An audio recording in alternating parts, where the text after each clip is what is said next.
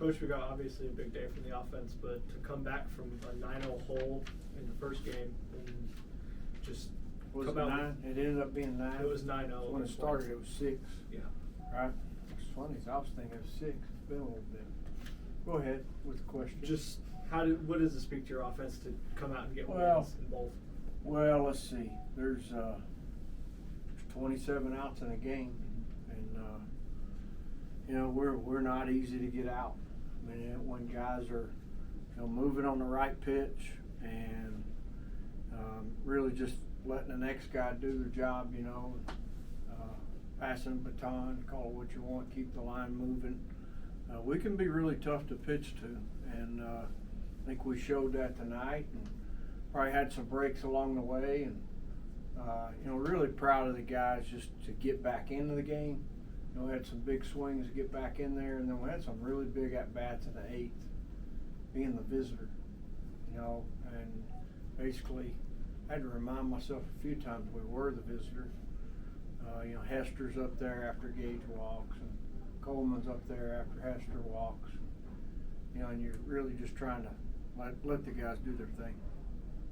Your dream came true, more or less. Remember, you said you dreamed that y'all were gonna win the bad speed. It did. Good said if I dream that he's gonna win the lottery, to let him know.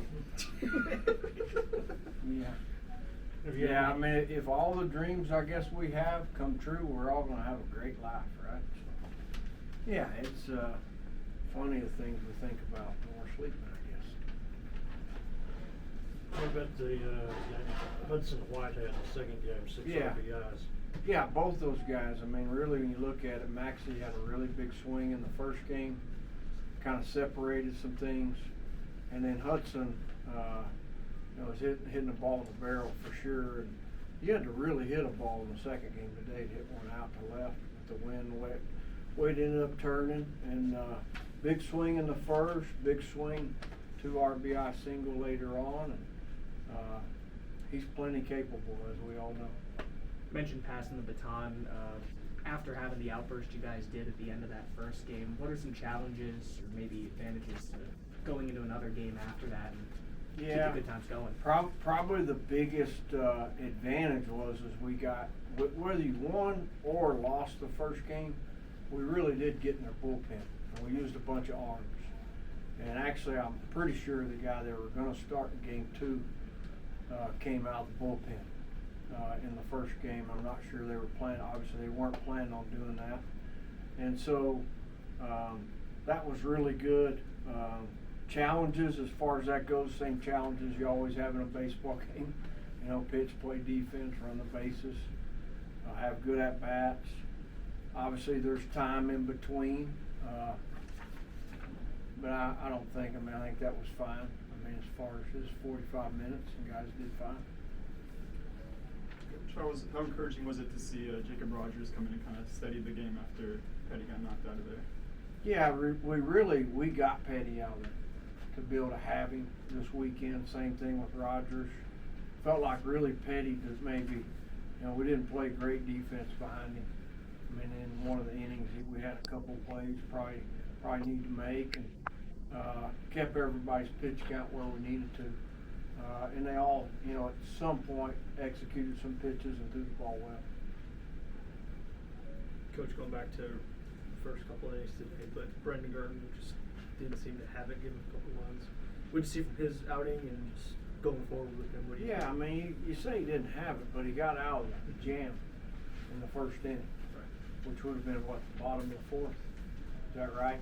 And so he got out of it, and he had an inning where we had a double play ball, and it would have been a tough turn, but he did have one. And so the positive side of this for Brendan is he got on the mound and got to throw some pitches, and it's how you respond. Again, of course he's not going to think he was great today, and so how do you prepare between now and the weekend? And we need him. We need him to get going for sure. I know we've been talking about him a lot the last couple of weeks, but Zach Vuletic reached base 8 times in a row. Last 8 times he came to the plate tonight. Did he really? Yeah. That's pretty cool. 4 singles, 2 walks, a double, and a hit by pitch. Yeah, what do you say about that? What do you want me to say? I don't know. I mean, I don't even. Why didn't you play? I maybe can tell maybe you, his mom I can wants you to tell you, know. I played with a guy in junior college named Brett Alvin. That got caught out. He didn't make curfew. And so our coach, Gary Benton, the first guy I coached with, told him that if he didn't get 8 hits that day, he was going to run him. And sure enough, Fino could really hit. He got 7 hits. And he still ran him. Yeah. Back when you could, he ran him. You know, and then we went and ate barbecue, and Bean ate as much as anybody. What team was that? Hill Junior College. At Hill? Oh, Yeah. okay. Had a curfew. How about that? So he didn't get a chance to get his 8th then, right? Or No, the he game was 7 for 8. Okay. Yeah, he got out the 8th time. So, anytime somebody gets on that many times, that's what I think of that. And I think, man, pretty impressive when you demand a guy has to do it and then he does it. He could really hit. Yeah, What was his name, did you say? Brett Alvin from Round Rock. Played for Tommy Boggs. Alvin. Yeah. How do you spell that? Alvine. Round Rock. He's, you know, just I think he had a pass to Tommy Boggs' batting cage. In other words, machine, hit the fastball, he could hit him. So, but that's cool, and that's really cool. Boo did that. And he's doing a good job moving on the right pitch, which is really key to the whole thing for everybody. Coach, kind of looking ahead, we got a big series coming up in Morgantown. Just what are you looking for from your guys? Just go out and compete. Yeah. So I had great crowds last weekend. I think they set an attendance record on Saturday maybe. Generally when you go up there later in the year, it's maybe warmer, right? I think they got a great team this year. And so you're gonna have to go up there and play good baseball. I mean, really, that's what you got to do. You got to play in as many phases. You got to play good in as many phases as you can. And so, what are you looking for? Go up there and play good baseball. And again, like it's really important that we just keep trying to get a little bit better each day. And it's a good thing about today. I mean, you got to play 14 innings, and that should be good for us. I'm sure y'all saw that Traxel, the good transfer pitcher that they got, was ejected the other day. Yeah, I think it's just one game. Now, what's the difference there between him and what? I don't know. So you think you expect to see him then? Yeah. Speaking of starting, do you have any idea of who may go? Do you think Tabor Fast may go on Sunday again? Hadn't decided. We have not decided. It seems like they And run. there's also a chance of some weather up there. You're always, and so in other words, you could get moved up to Saturday. Who knows? We'll decide that when we get on. We get up there, kind of look at everything. It seems like they run the bases pretty well. They have a lot of stolen bases on the year. Is there going to be any emphasis on maybe holding some more runners or trying to throw out some more guys? We're not just gonna let them go.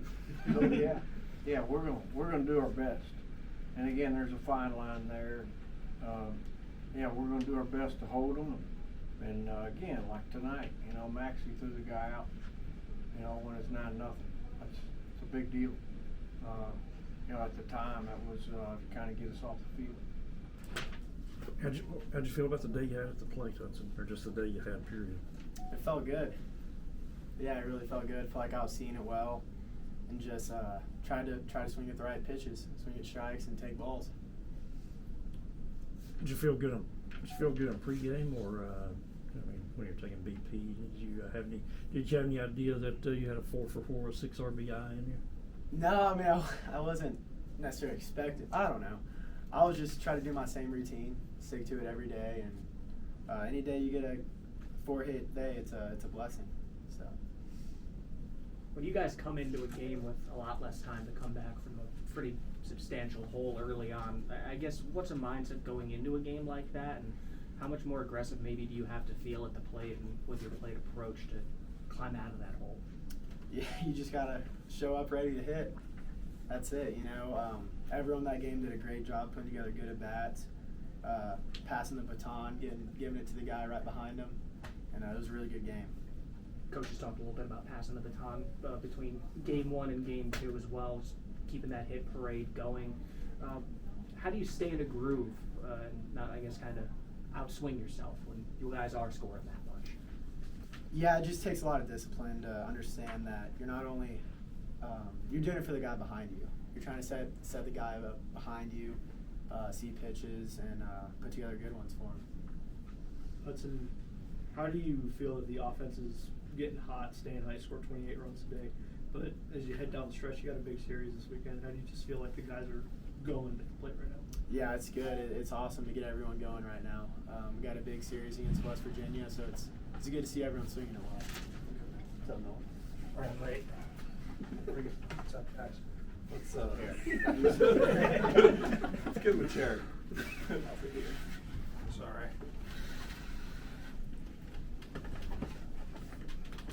Hudson, you've caught Zane a couple times. Just how have you seen him progress throughout the season, and how do you think he pitched today in game 2? I thought he pitched awesome. I caught him a lot in the fall, and I knew what he had. He has really good stuff. It doesn't surprise me to see him throw like that, just because I've seen what he can do, and he's got a lot more in the tank. Nolan, I think you've reached base in 37 straight games, 36, something like that. Just how have you kind of embraced the leadoff role, and obviously it's worked out so far this season? Yeah, it's just something I'm used to. I did it a lot at Wofford before this, and so it's just a role that I feel like I fit really well with the way I approach the ball and approach the plate, and it's just become like a second nature to me now. At this point, like I've done it so long, I just walk up there and it's just another day, another bat to start the game. Is there anything specific that makes you more comfortable in the one hole as opposed to kind of anywhere else in the lineup? No, not really. Like it doesn't matter like where, like if they put me in any position in the order 1 through 9, like I would still go up there and approach my bats the exact same way I do at the leadoff spot. It's just I've just grown accustomed to hitting there so much now that it's just normal to me. Hudson, what was working tonight with you and Jacob Rogers? You guys, what, 10 batters and only 2 balls out of the infield and a walk. His fastball was really good tonight. I think he was 92, 94. He has a lot of life behind his fastball, and if you can command your fastball and you have the type of life he has, you'll get a lot of people out. Nolan, you know when he came up, you had an opportunity to end the game there. Did you realize that you had the 10-run rule? No, I didn't know that until George, the guy who sits down in the front row. Me and him were talking while I was on deck, and he said that. And I was like, "Oh, there's a run rule? Well, might as well go try to knock those guys in. Get this out of here quicker." No, I had no idea. I didn't know that until he told me that. It was kind of funny.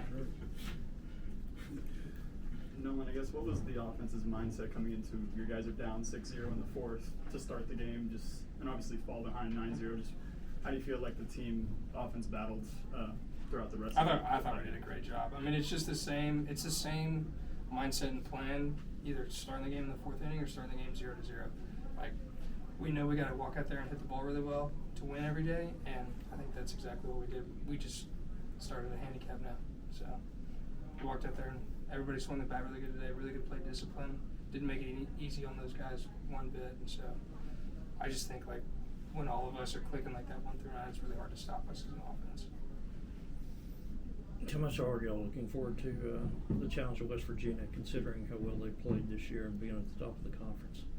It's gonna be fun. I mean, they're playing really good baseball right now, and I think it's gonna be a real challenge going into Morgantown. Like it's their home turf. I've heard it's hard to play there, so I think it'll be a really good challenge, and we'll see what we're really made of. Coach just mentioned too they've been breaking attendance records just because of how good they've been playing so far this year. It's already a raucous environment beforehand. How's it maybe going to be even tougher to play there now? You make it sound like it's going to be loud, so. But those are, I mean, even though it's going to be tough, like it'll be a fun environment to play there. It's just a new opportunity for us to go out there and kind of put our brand of baseball out on the field and show them how good we are. So. What's it been like having DC back there or out there in the outfield next to you again. It's pretty comforting to know that you got a guy who's gonna run everything down out there. So you just got to be responsible for the routine balls and let him go catch everything else. So yeah, it's good to see him back out there. It's good to see him playing well.